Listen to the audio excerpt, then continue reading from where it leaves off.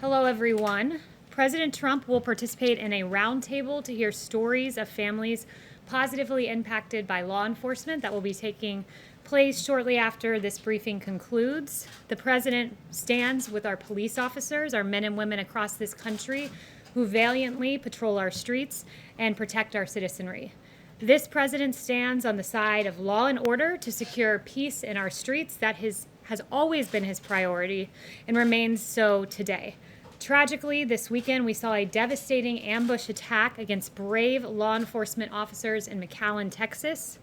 Officer Edelmiro Garza Jr., who was 45 years old, and Officer Ismael Chavez, who was 39 years old.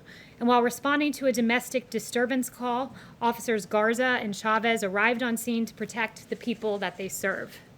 They were met with gunfire. They were ambushed by a violent and dangerous suspect who horrifically shot before they even drew their weapon or had a chance to call for backup.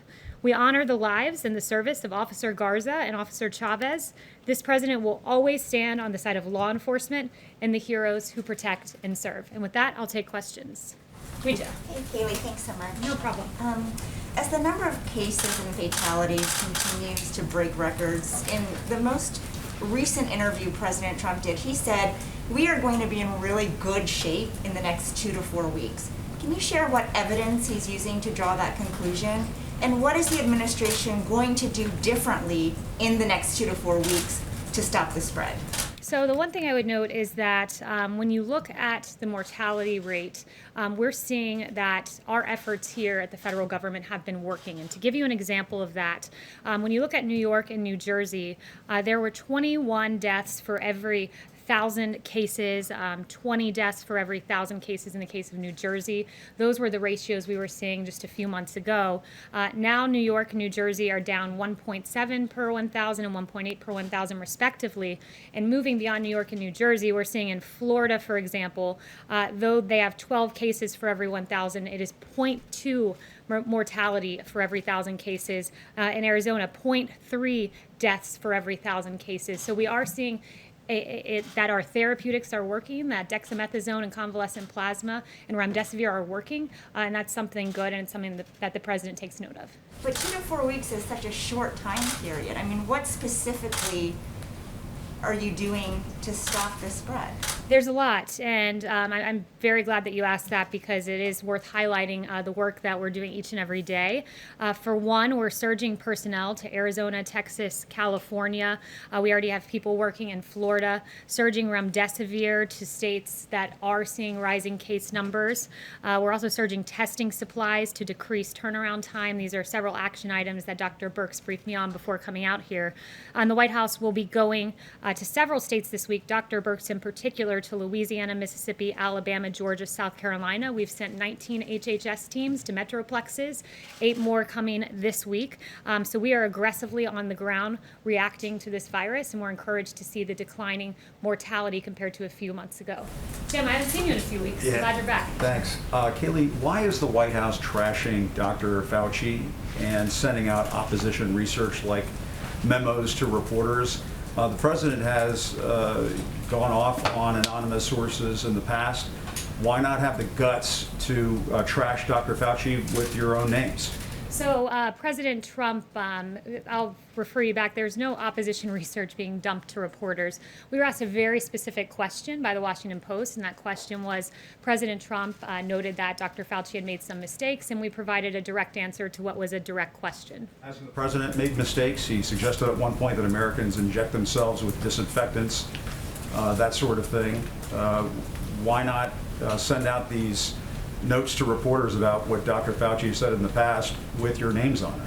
They were sent out by a White House official. The president has said he doesn't trust anonymous sources, and yet you were sending out these notes to reporters anonymously. Look, I would note that in terms of the president and his record on coronavirus, he stands by the actions and the steps he's taken in this historic response. You have Dr. Fauci, who said that the record of this president is impressive. I can't imagine that under any circumstance that anybody could be doing more, and those are the words of Dr. Fauci. We provided a direct response to a direct question, and that's about it. And to the notion that there's opposition research and that there's Fauci versus the president couldn't be further from the truth. Dr. Fauci and the president have always had a very good working relationship. Just a separate subject very quickly. Does the president or the administration plan to make it very clear to the Russian Federation that there should not be bounties placed on the heads of American soldiers serving in Afghanistan? We make that clear each and every day to every country around the world that this president will always stand by our law enforcement. No one's been tougher on Russia. Not law enforcement, I'm talking about military soldiers, U.S. yes, forces of course, overseas. that's what I'm saying. Our U.S. forces. Not just any country, the Russians. Will you tell and the every Kremlin country, and but President what you're Putin getting at- not to put bounties on the heads of American What soldiers? you're getting at, of course, we tell each and every country that, but what you're getting at is uncorroborated intelligence, and you're treating it as if it were true. To this day, there are varying views on the Russian bounty intelligence. DOD, NSC, and the ODNI all pointing that out. I'm not going to answer a question based on unverified intelligence, but rest assured, every country in this world is put on notice that bounties on the heads of U.S. troops is unacceptable, and this president will stand for U.S. troops at home and abroad. Yes. Thank you, Kayleigh. You mentioned a quote from Dr. Fauci, another quote from him.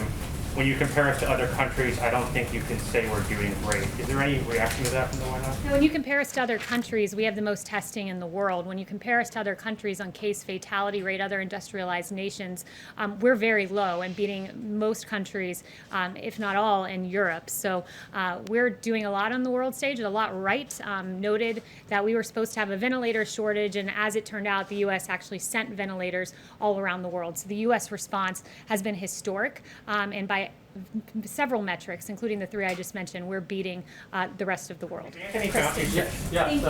Kayleigh, could you just clarify the scope of Roger Stone's clemency? A federal judge is asking for this. Does it only apply to prison time, or does it also include the 2-year period of supervised release? I don't have the exact details for you on that, but I can follow up. What I will say is that the Roger Stone clemency was a very important moment for justice in this country. You had a completely bogus Russia witch hunt that found nothing, and in order to justify the waste of taxpayer dollars, you had Robert Mueller charging people with process crimes, and it's really curious to me that with Roger Stone, he's charged of false statements, but McCabe was charged of false statements, lying to federal investigators.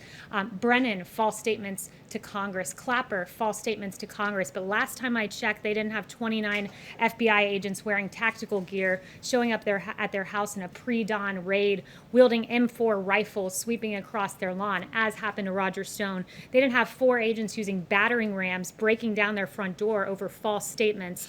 And they didn't have helicopters hovering over their houses and 2 police boats that roared up. Instead, McCabe and Clapper and Brennan and these guys are given lucrative contracts, books, contributorships. So there are really 2 standards of justice in this country, as Adam Schiff noted. Fortunately, he doesn't have the facts to back up the way he meant that term. Mario? One more question, Yes, if I could. The president retweeted something this morning implying that he believes that he retweeted something saying that the CDC is lying about the coronavirus in order to hurt his chances of getting reelected. Does the president believe that the CDC is lying about COVID-19?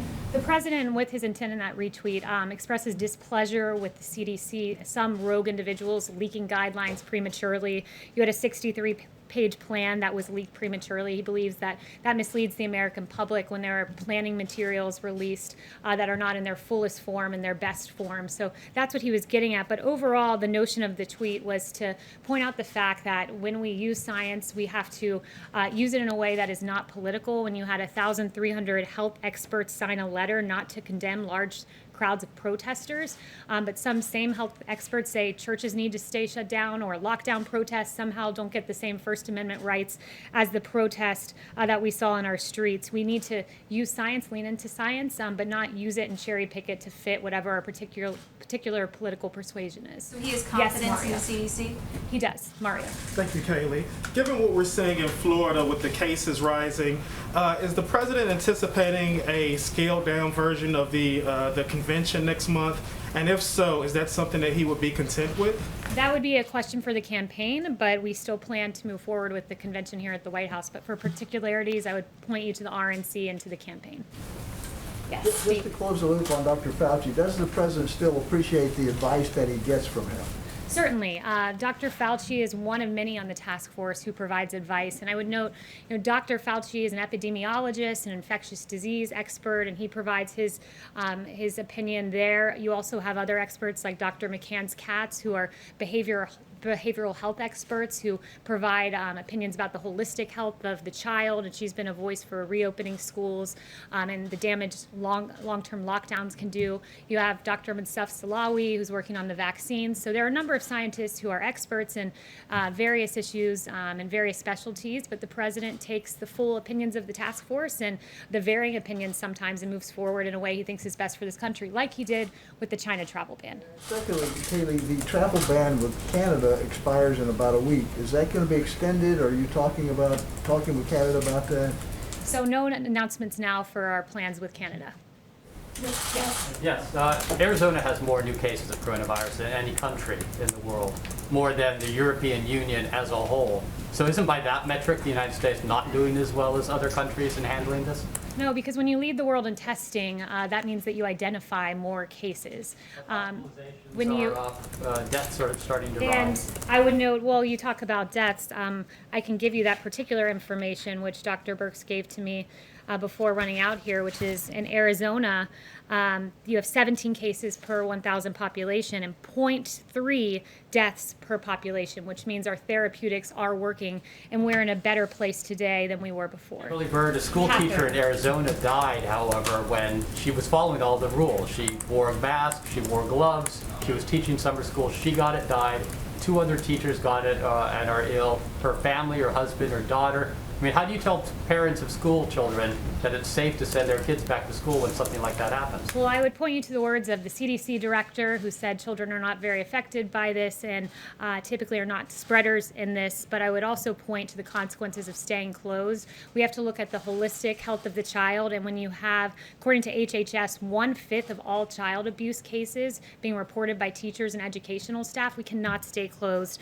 When you have DC Family Child Agency talking about a 62% decrease in abuse cases being reported, you cannot stay closed. When even the AAP, American Academy of Pediatrics, talked about morbidity and mortality if schools stay shut down, and 70 to 80% of children with mental health diagnoses receive their care in schools. The consequences are grave if we stay shut down. And there's a way for essential workers to go back to work just as our meatpacking facilities did, just as you all in the media are essential workers. We believe our teachers are as well.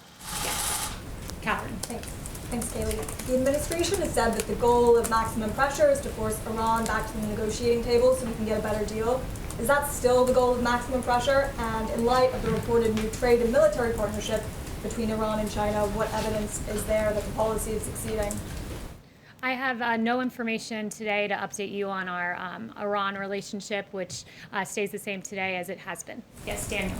Okay, I have 2 quick questions. President Trump's former chief of staff, McEnany, who still has a role in this administration, he said in an op-ed today that we still have a testing problem in this country and that he and his son have to wait for 5 to 7 days for results.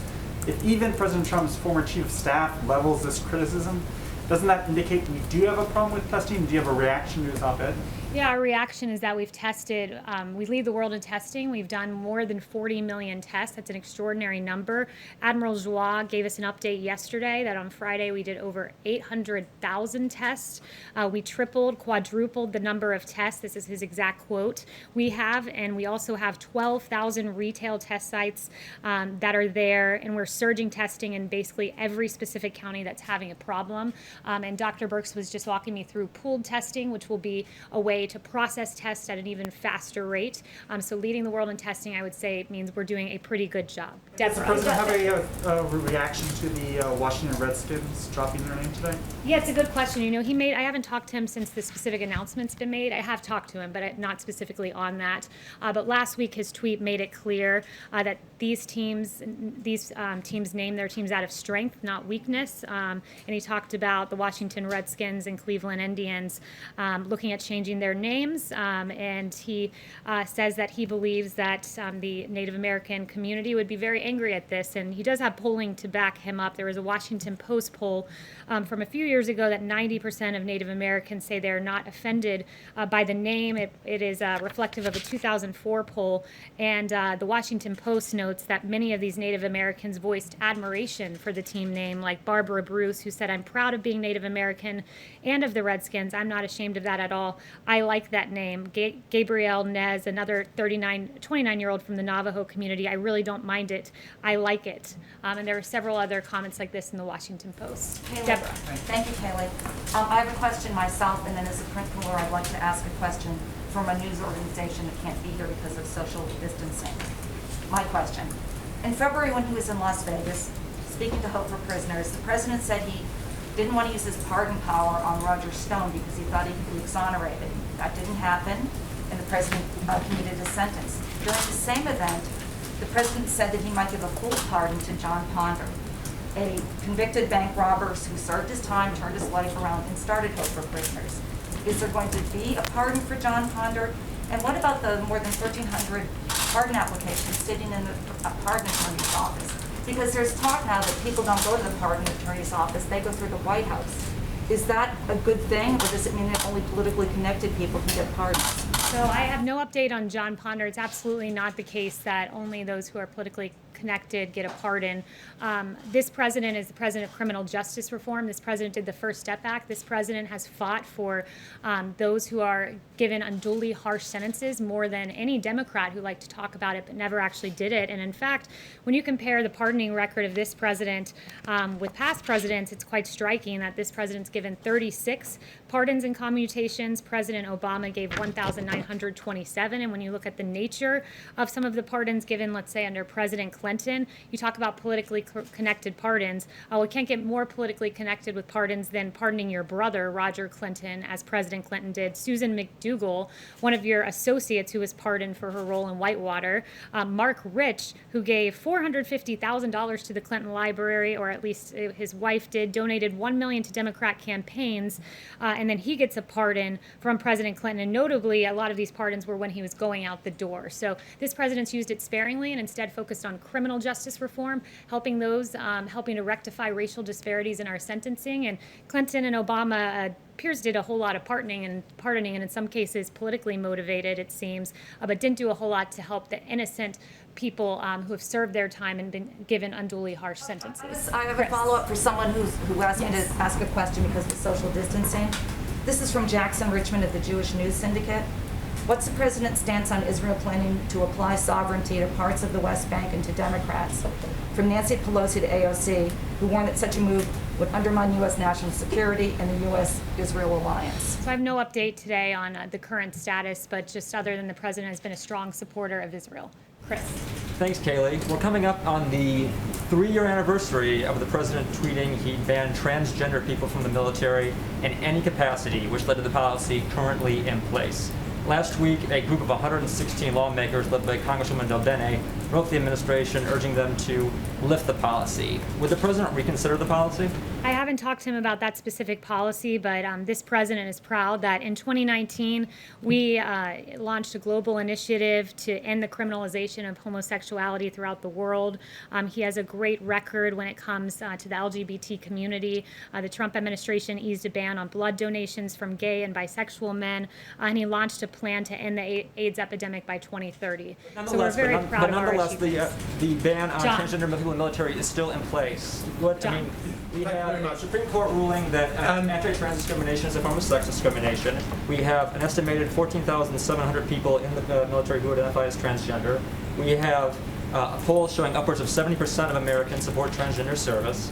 And we have major medical and psychological groups saying there's no problem with transgender people in the military. So what is the reason for having the policy currently in place? I have no updates for you, but several of the events that you cited, like the Supreme Court ruling, I would refer you back to Justice Kavanaugh, who said we are judges, we're not members of Congress. Instead of a hard-earned victory won through the democratic process, today's victory is brought about by judicial dictates. So we'll always stand on the side of correct statutory interpretation. Thank you. Yes. Kayleigh, thank you very much. Can you really say that the rise in testing accounts for the rise in the number of cases? because the percentage of those testing positive has risen sharply. Yes, so I would say to this, as we've always said, that there would be embers, there would be fires. So we readily acknowledge the embers and the fires that are around the country, but we also note that it's logic, basic common sense. When you're testing more than any country in the world, you're going to identify more cases. We've tested more than 40 million. That means we will identify more cases. But when you see the fact that mortality has come down per thousand population in a way that it was not months ago in New York and New Jersey, it means that we have become very adept at our therapeutics and our ways of finding people in communities rather than in hospitals, catching things early and moving forward in a way that we know how to aggressively attack this virus and keep the American Follow up with the travel ban. Chanel. Just can I ask you on the travel ban? Sure. What is the rationale now for keeping people from Europe, Ireland and the UK from the United States when they have a fraction of the number of cases that you do in the US? The argument is we will always put America first. Chanel. Thank you, Kayleigh. If you will expand on the difference between this time last month and now when it comes to framing the discussion about law enforcement. Last month, the president hosted a law enforcement roundtable, and at that roundtable, he said that he would not support defunding police. And yet, 1 month later, we still have Democrat cities doing so, disbanding their police, defunding their police. How does the White House feel it should frame the debate now with regards to defunding the police so that a reasonable discussion can be had with these Democrat cities who are trying to do so? Yeah, it's a very good question. We know that in Los Angeles, when they announced that they would be defunding their police department by $150 million, they basically immediately after saw a 250% increase in homicides. When you have people out there like Representative Ilhan Omar saying we have to completely dismantle the police and police are our cancer, this is not how we should be talking about our heroes. You have, most egregious of all, really, Congresswoman Alexandria Ocasio-Cortez saying defund the police means defund the police. She criticized, of course, the announcement of $1.5 billion being taken down from NYPD. And this weekend, when faced with, there were 28 shootings in New York, 600% increase from this time last year. You have Representative Ocasio-Cortez saying this is just because people are trying to get food with their families. That is preposterous.